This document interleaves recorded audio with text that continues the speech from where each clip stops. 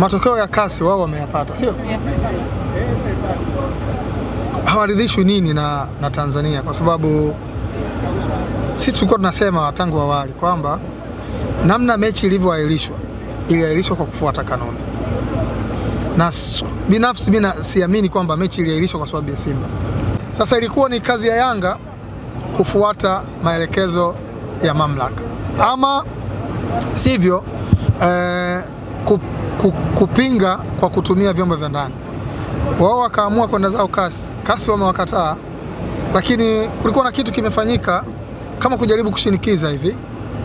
Unakumbuka kulikuwa na vikundi, sijui wazee wa Mwanza, sijui wazee wa wapi, sijui wanataka mechi hatuchezi, lakini makamu wa rais alikuwa mtu wa mwanzo kwa kusema mimi nitakuwa mtu wa mwisho kwa mimi tutacheza mechi. Sasa unajua unazizuiaje hizo kauli tena? Unarudije tena kwa watu kuambia tunacheza kwa sababu kule mmeshindwa?